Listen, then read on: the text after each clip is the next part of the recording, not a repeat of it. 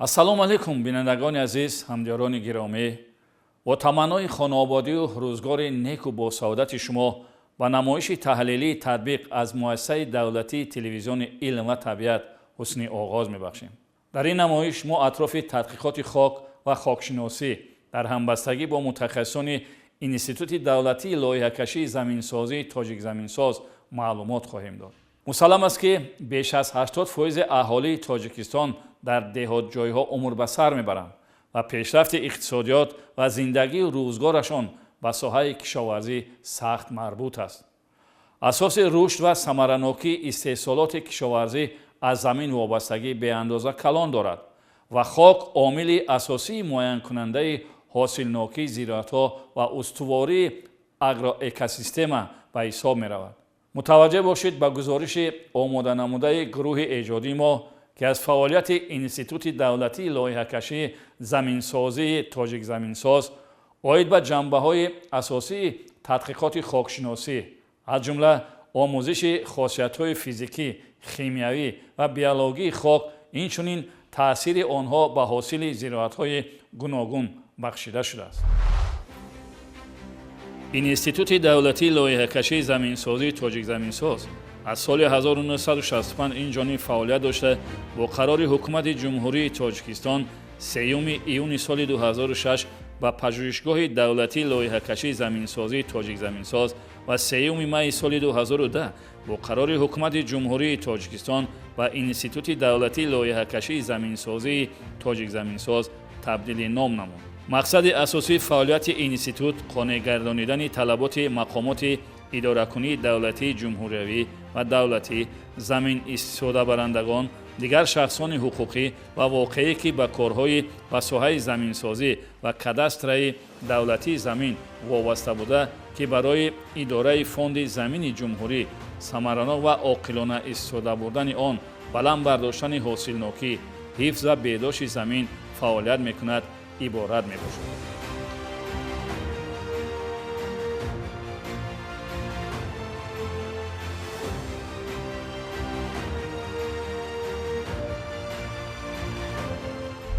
институти давлатии лоиҳакашии заминсозии тоҷикзаминсоз бо қарори шӯрои вазирони собиқ давлати шӯравӣ соли 1965 ташкил шудааст. институти мазкур корхонаи зертобаи кумитаи давлатии идораи замин ва геодезии ҷумҳурии тоҷикистон мебошад ва тӯли 60 сол ҳаст ки дар самти хоҷаи қишлоқ кору фаъолият карда истодааст. фаъолияти асосии институти давлатии лоиҳакашии заминсозии тоҷикзаминсоз ин гузарондани ба ҳисобгирии давлатии миқдори заминҳо, гузарондани ба ҳисобгирии маҳалли аҳолинишин, гузарондани сарҳади ҷамоат ва шаҳру шаҳракҳо, инчунин гузарондани тадқиқоти калонмиқёс ва агрохимияи хок, гузарондани тадқиқоти геоботаникии чарогоҳҳо, инчунин гузарондани корҳои баҳои замин, корҳои топографии геодезӣ ва инчунин корҳои ҷудо намудани қитъаи замин ба шахсони воқеъ ва ҳуқуқӣ мебошад. мақсади асосии гузарондани ба ҳисобгирии давлатии миқдори заминҳо ин яке аз омилҳои асосӣ аст ки ҳолати воқеии заминҳо дар шаҳру ноҳияҳо ба ҳисоб гирифта шуда ва тибқи ба ҳисобгирӣ гурӯҳбандии ҳама гурӯҳи заминҳо гурӯҳбандӣ карда мешавад ва инчунин намуди заминҳо дар харитаи мазкур нишон дода мешавад. аз он ҷумла дар заминҳои кишоварзӣ, заминҳои ҷангал, инчунин заминҳои нақлиёт, тамоми гурӯҳи заминҳое ки дар ҷумҳурии тоҷикистон аст, дар гузарондани ба ҳисобгирии давлати миқдори заминҳо дар шаҳру ноҳияи ҷумҳурии тоҷикистон ҳолати воқеии заминҳо нишон дода мешавад. дар умум дар давраи соҳибистиқлолии ҷумҳурии тоҷикистон дар 53 шаҳру ноҳияи ҷумҳурии тоҷикистон корҳои ба ҳисобгирии давлатии миқдори заминҳо идома дорад. қисматаш агар ба анҷом расонда бошад, қисматаш дар ин самт корҳо идома дорад. ва инчунин гузарондани ба ҳисобгирии миқдори замини маҳалли аҳолинишин дар ҷумҳурии тоҷикистон аз тарафи мутахассисони институт дар 15 шаҳру ноҳияи ҷумҳурии тоҷикистон корҳои ба ҳисобгирии миқдори заминҳои маҳалли аҳолинишин, инчунин шаҳру шаҳракҳо гузаронда шудааст ва дар ин самт корҳо инчунин давом дорад. мақсади асосии гузарондани ба ҳисобгирии миқдори заминҳои маҳалли аҳолинишини шаҳру шаҳракҳо ин дуруст намудани ҳисоботи омории маҳалҳои аҳолинишин, аз он ҷумла ҳолати воқеии маҳалҳои аҳолинишин аз он ҷумла зери сохтмон ва инчунин зери майдонҳо, кӯчаҳо, роҳҳои нақлиётӣ, роҳҳои оҳан, инчунин ҳолати воқеии бунгоҳҳои тиббӣ, инчунин мактабҳои таҳсилоти умумӣ дар харитаи мазкур нишон дода мешавад ва ҳисоби маводҳои мо дар шаҳру ноҳиё муайян мекунанд, ки дар умум ба рӯйхатгирии маҳалли аҳолинишин дар шаҳру ноҳиё баъд аз гузарондани ба ҳисобгирии миқдори заминҳо ба шаҳру ноҳият супорида мешавад оини корбарӣ ва дуруст намудани ҳисоботи оморӣ. ҳангоми иҷрои корҳои тадқиқотии хок дар озмоишгоҳи институт, мутахассисон ҳама он хусусиятҳои манфие ки ба ҳосилнокии хок таъсир мерасонанд муайян менамоянд. асосан дар ин озмоишгоҳ шӯрнокӣ, гаҷнокӣ, сатҳи обҳои зеризаминӣ, маъданнокӣ, таркиби механикӣ, сангнокӣ, шусташавӣ, гумуснокӣ, фосфор, калий ва дигар ҷинсҳои дар таркиби хок мавҷуд буда муайян ва ошкор карда мешавад. дар озмоишгоҳ асосан ба усулҳои таҳлили хок аз қабили муайян кардани турушӣ, таркиби гумус, моддаҳои ғизоӣ ва микроэлементҳо, инчунин тартиб додани тавсияҳо барои истифодаи хуби онҳо диққати махсус дода мешавад.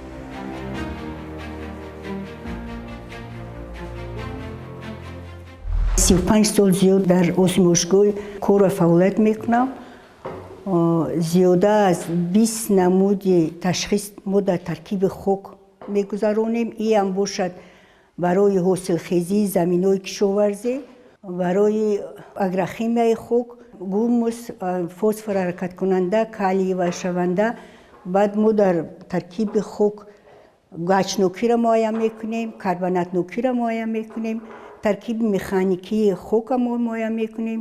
ما دستورالعمل اسلوبی داریم.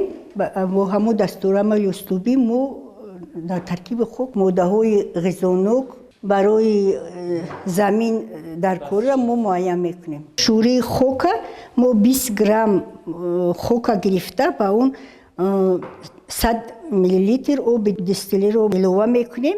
بعد با کاغذ فیلتری میپولونیم. پولونده شد میگیریم. بعد در ترکیب خاک ما شوره خاک معاینه میکنیم. این پروسس مثال 20 گرم خاک میگیریم، آب اضافه میکنیم، یک شبانه روز میمونیم. بعد یک شبانه روز ما با کاغذ فیلتری فیلتر میکنیم. بعد از همون فیلترات ما مثال 10 میلی لیتر میگیریم برای خلور معاینه کردن، 20 میلی لیتر میگیریم برای باقی‌مانده خشک معاینه میکنیم، 10 میلی لیتر میگیریم برای کلسیم مگنی معاینه میکنیم، 10 میلی لیتر میگیریم برای ویناتری معاینه میکنیم که این در ترکیب خاک کدام ماده‌های ضررآور به خاک هست یا کدام ماده‌های فایده آور. امروز ترکیب خاک نهایت پست. در ترکیب خاک همین نورهای غذانوک یعنی فسفر حرکت کننده، کالی و شونده تماما دیده نمیشن. سببش باشد نظارت نکردن زمین‌های کشاورزی.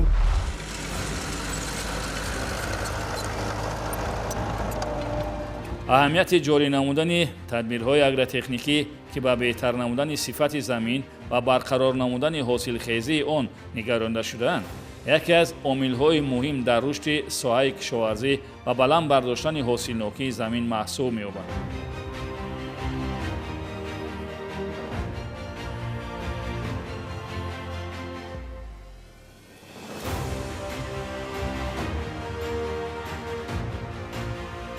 جمهوری ترکستان در مناسبت‌های نو اقتصادیات بازاری قرار دارد و این گزارش به اقتصادیات نو بازارگانی از کارخانه‌ها، مخصوصاً کارخانه‌های کشاورزی استحصالی، بلند برداشتن ثمره‌ناکی آن، مکمل گردانی مکانیزم نظام ساحه کشاورزی و از آن جمله زمین استفاده برندگان آن را تقاضا می‌نماید. و یکی از عامل‌های اساسی که می‌تواند به این مکانیزم تاثیر رساند، این کارهای بهای زمین میباشد. کارهای بهای زمین طبق قانون جمهوری ترکستان از 12 می سال 2001 تحت رقم 18 به عمل برآورده می شود و این قانون امکانیت می‌دهد که تمام زمین‌های کشاورزی وابسته به شرایط‌های طبیعی و اقلیمی آن، وابسته به شرایط تکنولوژی آن بهاده‌ای کرده شود баҳодиҳии замин дар ҷумҳурии Тоҷикистон барои муқаррар намудани нархи меъёрии замин бо мақсади андозбандии воқеӣ, пардохти иҷора ва саморонно корхонаи истифодабарии заминҳои кишоварзӣ равона гардидааст. Баҳои замин дар ҷумҳурии Тоҷикистон асосан дар се марҳила гузаронида мешавад. Марҳилаи якум ин корҳои баҳои сифатии хок мебошад. корҳои баҳои сифатии хок дар умум агар гуфта гузарем, тамоми шароитҳои табиию иқлимӣ, тамоми тавсифоти хок ба инобат гирифта шуда бо балли ниҳоӣ арзёбӣ карда мешавад. яъне ки он заминҳое ки нисбатан балли баландтар доранд, ин маънии онро дорад ки ҳамун заминҳо, таркиби заминҳо хеле хубтар ҳастанд. ба монанди нишондиҳандаҳои таркиби механикии хок, дараҷаи шӯрнокӣ, дараҷаи гажнокии заминҳо, чуқурии обҳои зеризаминӣ, шароитҳои иқлимии ҳамун минтақа ба пуррагӣ баҳодиҳӣ карда шуда балли замин муайян карда мешавад. марҳилаи дуюми баҳои замин гузарондани корҳои тавсифоти замин мебошад. мақсади асосии гузарондани корҳои тавсифоти замин ин муайян кардани коэффициенти технологӣ, шакли мураккабии заминҳо, дараҷаи сахт будани заминҳо, дараҷаи санг доштани заминҳо, монеаҳое ки дар раванди истеҳсолоти кишоварзӣ ба вуҷуд меоянд, ба инобат гирифтани ин монеаҳо. ҳамин омилҳое ки розе дар боло зикр карда гузаштам, онҳо дар маҷмӯъ метавонанд хароҷотҳои иловагиро ҳангоми кишгардон кардани заминҳои кишоварзӣ ба вуҷуд биёранд, ба инобат гирифта шуда он бо коэффициенти технологӣ арзёбӣ карда мешавад. ва марҳилаи сеюми корҳои баҳои замин ин корҳои баҳои иқтисодии замин мебошад. корҳои баҳои иқтисодии замин замина мегирад аз маълумотҳои корҳои баҳои сифатии хок, яъне ки балли замин ва коэффициенти технологӣ. ва ҳамагон маълум аст ки имрӯз барои расидан ба яке аз ҳадафҳои асосии стратегии ҷумҳурии Тоҷикистон, яъне таъмини амнияти озуқаворӣ, баҳои замин нақши калидиро мебозад. бо кадом мақсад мо имрӯз арзиши заминҳои кишоварзиро муайян карда истодем? яке аз ҳадафҳои асосӣ вобаста ба муайян кардани арзиши кадастрии заминҳои кишоварзӣ ин андозбандӣ кардани заминҳои кишоварзӣ аст. то ба имрӯз новобаста аз сифати замин, новобаста аз шароитҳои табиию иқлимии минтақа, тамоми заминистифодабарандагони соҳаи кишоварзӣ андози ягонаро новобаста аз он пардохт мекарданд.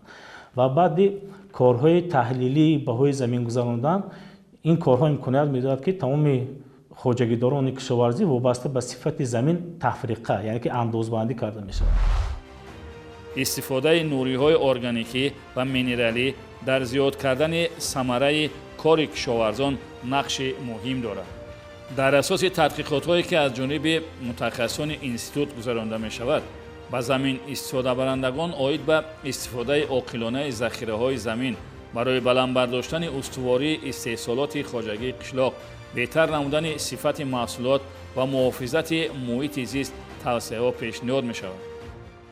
барои баланд бардоштани самаранокии истеҳсолот, мукаммал гардонӣ механизми низоми соҳаи кишоварзӣ яке аз омилҳое ки ба ин механизм таъсир мерасонад, ин корҳои тадқиқоти калонмиқёс ва агрохимияи хок мебошад. мақсади гузарондани тадқиқоти хок ин муайян кардани ҳолат ва сифати заминҳо, андешидани чораҳо оид ба ҳифз барқарор ва беҳтар намудани ҳолати мелиоративии заминҳо мебошад. имрӯз кишоварзони мо бе дар назардошти маълумотҳои ташхиси калонмиқёс ва агрохимияи хок кишт кор менамоянд. заминҳое ки балнокиашон аз 30 балл паст аст, зироатҳои аввалин дараҷа кишт карда намешаванд ва ин намуди замин ба дигар таъйинот гузаронида шавад. афсус, имрӯз мо шоҳиди он мегардем ки дар заминҳое ки сифаташ паст аст, зироатҳо кишт менамоянд ва интизори ҳосилнокӣ баланд мешаванд. таҳқиқоти гузаронида шуда дар ноҳияҳо нишон медиҳад ки ҳолати идоракунии хок ва истифодаи оқилона он солҳои охир рӯ ба таназзул ниҳодааст. аз сабаби сари вақт тоза накардани заҳбору заҳкашҳо, шӯршавии дубораи хок ба амал омадааст. хоҷагидорон усулҳои кишгардонро пурра истифода намебаранд. андохтани нуриҳои минералиро ба хок бе санҷиши хок тахмин истифода мекунанд ки ин боиси паст гардидани ҳосилнокии зироатҳо ва гарон шудани арзиши аслии маҳсулот мегардад. ҳар як деҳқон бояд бо мақсади ҳифз намудани хок ва ҳолати номатлуби таркиби хок ва зиёд намудани ҳосилнокӣ ва даромаднокии хоҷагиҳо маълумоти муфид дошта бошад. зеро ҳар як деҳқоне ки пеш аз замин дар замин кишти кор менамояд, бояд аз ҳолати воқеии сифати заминаш огоҳ бошад. баъд мувофиқи маслиҳати мутахассисон кор кунад.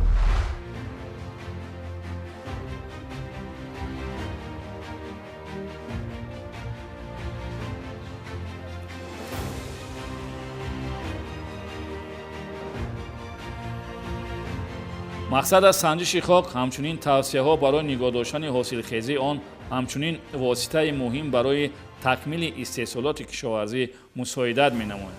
мутаассифона имрӯзҳо замин истифодабарандагон ба моҳияти ин масъалаҳо диққати ҷиддӣ надода умуман ба замин ва таркиби хок аҳамияти зарурӣ зоҳир наменамоянд. ин беаҳамиятӣ ба он оварда мерасонад ки киштаҳои деҳқон бесамар мемонад ва ҳосили дилхоҳ ба даст оварда намешавад. خیلی که پیشوای معظم ملت پرزیدنت جمهوری تاجیکستان در واقع با اهل زیاد بارها هم تاکید کردن و گفتن که امروز وقتی آن رسیده است که باید هر یک خواجگیدار هر یک زمین استفاده‌بران پیش از کشتکار حالت واقعی ترکیب خاک خود را معین کرده بعداً با کشتکار شروع نماید.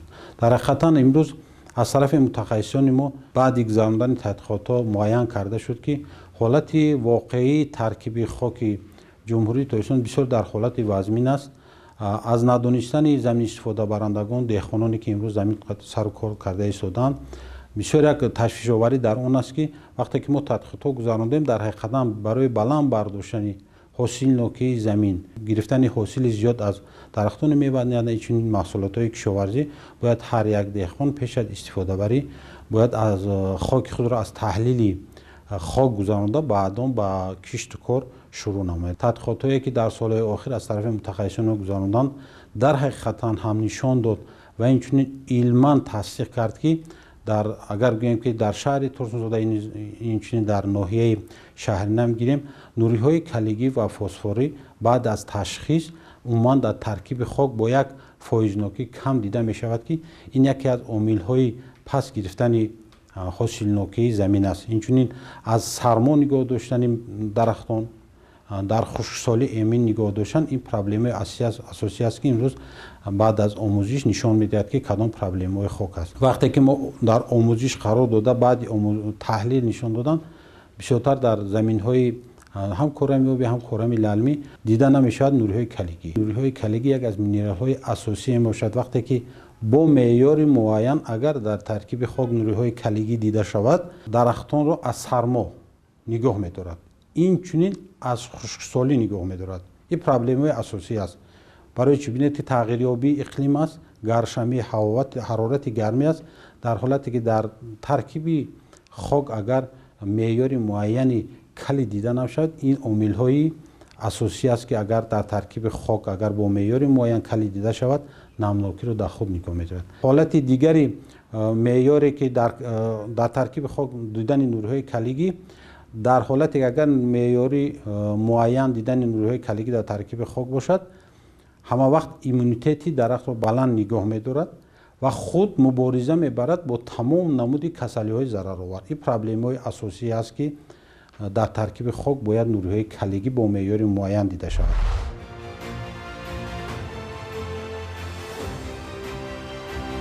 سالهای آخر با استفاده از تجربه و اصولهای نو بنیاد باغ و تاغزارها به راه مانده شده است.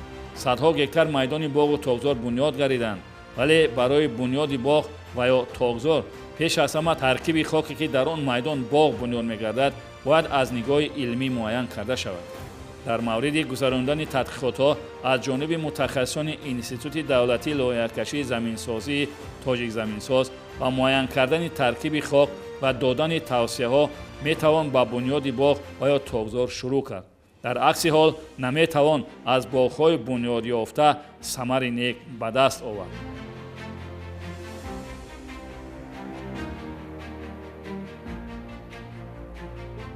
در تمام شهر نویه که امروز ما تحقیقات میگذاریم با معیارهای 20% تا 30% معیار کلیگی فقط در قبط حاصلخیزی خاک این چنین قبطی 0.30 سانتی متری که ما تحقیقات میگذاریم دیده میشود و دیم حالتی که ما 0.30 سانتی متر تا 0.50 تا 2 متر تحلیل خاک میگیریم در قبطهای بعدی 0.30 سانتی متر 0.50 سانتی متر عموما نوری‌های کلیگی دیده نمی‌شود، عموما نوری‌های فسفوری دیده نمی‌شود که این عامل‌های اساسی هست که حاصلنوکی کم می‌شود و اینچنین در فصل سرما بیشتر در سال 2023 خیلی تحقیقاتی که آخری سال 2022 و 2023 کمتر خنکی بود дар тамоми ҷумҳурии Тоҷикистон сармозанӣ дарахтон ба миён омад. Бо дастгирии ҳукумати ҷумҳурии Тоҷикистон ҳамчун шаҳри пилотӣ дар шаҳри Турсунзода тадқиқот гузарондем ва илман тасдиқ кардем, ки дар ҳақиқатан сармозании дарахтон аз ҳисоби ҳарорати паст набуда, аз ҳисоби нуриҳои минералӣ аз он ҷумла фосфорӣ ва калигӣ дар таркиби хок дида намешуд. Агар мо меваҷотро дар моҳҳои сентябр, октябр гирем, ҳолати дарахт дар ҳолати харобӣ аст, ҳолати камқувватӣ аст ва тавсия медиҳем, ки баъди гирифтани ҳосил бояд мо омодагии дарахту маҳсулотҳои кишоварзиро барои гузарондани сармо ин фасли баҳор омодагиро бинем. барои омодагӣ чӣ кор кардан? Дар додани нуриҳои калигӣ ва фосфорӣ шарт ва зарур аст, ки бояд то саршавии фасли зимистон бояд ғизои асосии ғизо ба дарахт дода шавад, ки омодагии худро бинад, аз ҷумла нуриҳои калигӣ ва фосфорӣ. ва аз инчунин аз тарафи мутахассисон мо барои чӣ мегӯям илман тасдиқ карда шуд, ки дар баъзе қитъаҳои замине ки мо тадқиқот гузарондем, дар он ҷо аз ташхис гузаронда муайян кард, ки агар нуриҳои калигӣ ва фосфорӣ дар таркиби хок бошад, ҳамун қисмати боғ хунукзанӣ ба миён наомад. барои чӣ? барое ки дар таркиби хок вақте ки деҳқон заминро пурмаҳсул истифода бурд, нуриҳои минералиро дар вақташ дод, аз он ҷумла нуриҳои органикӣ поро, инчунин биогумусро вақте ки дар таркиби хок дида шуд, бо меъёри муайян нуриҳои калигӣ ва фосфорӣ дида шуд. аммо қитъаҳои замин хунукзанӣ набуд, барое ки дар таркиби хок мо ҳам нуриҳои минералӣ дидем. зиёда аз 70 ё 80% ё 90% боғҳои шаҳри Турсунзода ва дигар шаҳрвоноҳиҳо хунукзанӣ ба миён омад. мақсади хунукзанӣ ҳамин буд, ки дар таркиби хок нуриҳои калигӣ ва фосфорӣ ва дар баъзе ҳолат нуриҳои нитрогенӣ дар таркиби хок дида намешуд. ҳолат ба миён омад, ки дар соли 2022 ва 2023 ҳолати сармозании дарахтон ба миён омад. барои ҳосилхез гардондани замин бояд таркиби хок аз нуриҳои минералӣ ва органикӣ бой бошад. аз рӯи мушоҳидаи мутахассисони соҳа дар ҷумҳурии Тоҷикистон дар заминҳои обӣ намуди хокҳои хокистаранг ва ҷигариранг бештар ба назар мерасад. ҳангоми додани нуриҳои минералӣ ва органикӣ чигунагии намуди хок бояд муайян карда шавад, то ин ки аз ин ғизодиҳӣ ба зироати дар замин киштшуда ва ё киштшаванда зиён нарасад, нашъунамои зироатро таъмин ва ҳосилнокиро баланд бардорад.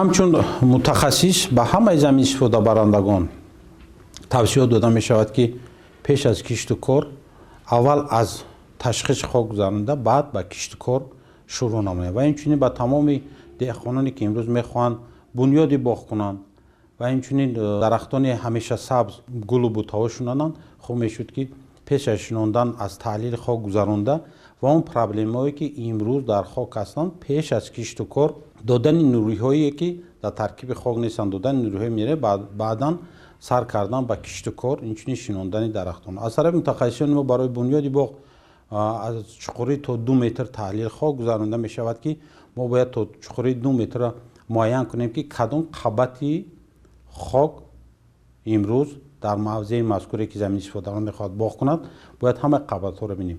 ва ҳолатҳое ҳастанд, ки баъди чуқурии 1,5-2 метр қабати кашнокии баланд дида мешавад ва ба тамоми заминистифодаи имрӯз вақте ки муроҷиат мекунанд, мо тавсия медиҳем, ки дар қитъаи замине ки онҳо мехоҳанд бунёд кунанд, агар гашнокӣ баланд боша, мо тавсия намедиҳем, ки дар он ҷо бунёди боғ ташкил кунанд. барое ки боғе ки имрӯз заминистифодабаранда мехоҳад боғ бунёд кунад, баъди 4-5 сол ба ҳосил медорад, умраш агар 35-40 сол бошад ва мехоҳад, ки иқтисоди худро зиёд кунад.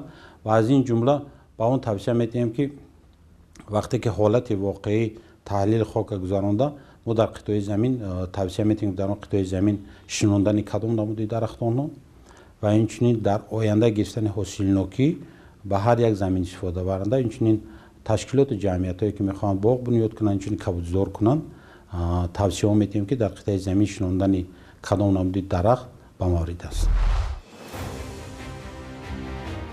дар соҳаи кишоварзӣ таҷрибаҳои собитгардида хело зиёданд, ки барои бой гардондани таркиби хок, нашъунамои зироатҳо ва баланд гардидани ҳосилнокӣ мусоидати бештаре менамоянд. киштгардони замин яке аз усулҳои муҳими агротехникӣ ба ҳисоб меравад. که برای حفظ حاصلنوکی، سالمی خاک و بلند برداشتن استحصال محصولات کشاورزی اهمیت مخصوص دارد.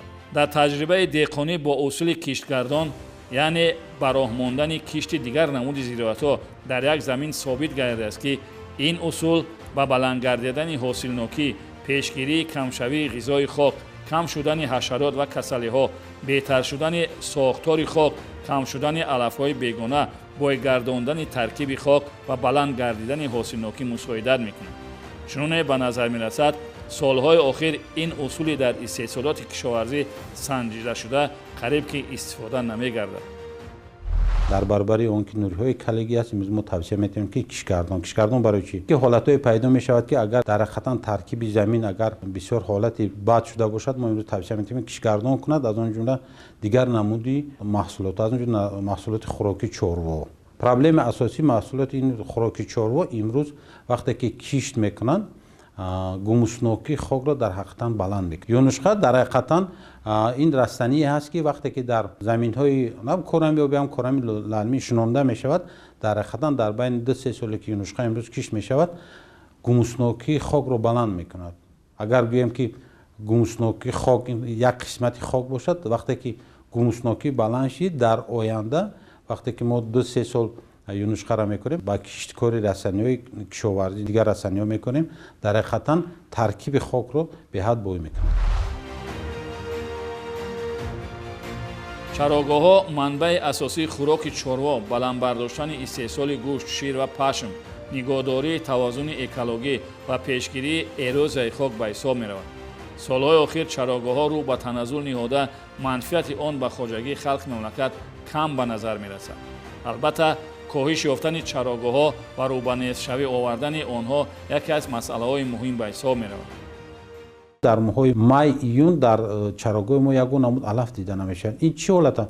وقتی که ما تحقیقات می‌کنیم در حقیقت در شهر و ناحیه‌های جمهوری تاجیکستان حاصلنوکی 50% کم شد. در حقیقت اون رسانه‌هایی که امروز هستن با نابودشوی رفته ایستادند. با تمام اون تشکیلاتایی که در سمت رشد چاروداری اینجوری زمین استفاده برنده وقتی که ما تحقیقات می‌گذرونیم توصیه می‌کنیم که امروز سر اون رسیده است که باید برقرارسازی چراگاه‌ها را پیش بینی کنیم که باید امروز چراگاه‌های ما برقرار شوند. در کدام حالت برقرار شوند؟ شنوندن تخمی رسانه‌ای که امروز برای خوراک است، برای که نابودشوی بسیار است، تغییریابی اقلیم، زیادشوی سرشماری چاروا، بود هوایی که همه ساله بینید که زیاد شده ایستاده است. وقتی که بود هوا میشود نبودن رسانه‌ها گل و بوته درختانی که امروز خشک شدن از تغییریابی اقلیم حالتی در چراگاه نبودن رسانه‌هایی که کم شدن حالت پیدا میشود خیلی میگم بارشات خاک و این چنین بینید که حالتی یکی از عامل‌های امروز در فصل بهار آمدن سیل یا که لوی میگوییم همین حالت هم با اون میرود که امروز در چراگاه‌های ما در تل و تپه‌ها در چراگاه ما نبودن رستنی‌ها وقتی که بارشات زیاد میشود جبیش آب با زمین کم از وقتی که رستنی نیست ریشه نیست جبیش آب را زمین به معیار معین میگیرد دیگر زیاد گشته نمیشه. در حقیقت همین حالت‌ها پیدا میشود که زمین آب را کشیده نمیگیرد بلندشوی یا که آمدن سیل به میان میاد شسته شدن خانه‌های استقامتی و دیگر راه‌ها و دیگر رو به میان میاد. این پرابلم‌های اساسی است که از طرف متخصصان ما تحقیقات می‌گذرانند و پیشنهاد می‌کنند که جمهوری تاجیکستان از آن جمله چراگاه‌ها برقرار کرده شود. این دادن نوری‌های مینرالی با اون قطعه زمینی که امروز سرشمار چاروا در آنجا رشد می‌کنند و این توصیه با شهر نوعی که ما تحقیقات می‌گذرانیم با اون زمین استفاده برنده‌ای که سمتشون چارواداری است باید چراگاه خود رو از تنازلیابی امین نگاه دارن و اینچنین چراگاه خود رو برقرار کنند که در آینده به هر یکی ما با نسل نورش ما باید خدمت کرده باشد. تاجیکستان سرزمین کمزمین است و چون یکی از سمت‌های مهم رشد اقتصادیات ملی کشور را ساحه کشاورزی تشکیل می‌دهد. زمین واسطه اساسی پیشبرد ساحه محسوب می‌یابد و این ثروت بی‌بها پیوسته زیر توجه و استفاده ثمرناک و عاقلانه قرار دارد. چون امروز ما در آستانه بهار فیضبار و پرنشاط قرار داریم و فصل بهار که آغاز کشت و کار مرد دهقان است هر یک زمین استفاده برنده را ضرور است برای حفظ و حمایت این ثروت طبیعت مسئولیت بیشتر ظاهر نماید و برای از زمین گرفتن حاصل فراوان ба таркиби хок ва пурра кардани қабати ҳосилхези он диққати зарурӣ диҳад. барои аз замин гирифтани ҳосили дилхоҳ аз таҷрибаи деҳқонӣ ва маслиҳати мутахассисон бояд пайваста истифода барад, то ин ки дони ба умед ба дили гарму нарми хок коштааш хирманашро бошукӯ гардонад. дар ҳамин ҷо ба намоишамон ҳусни анҷом мебахшем ва ба шумо рӯзгори хушу босаодатро таманно мекунем. хонаободу сарбаланд бошед.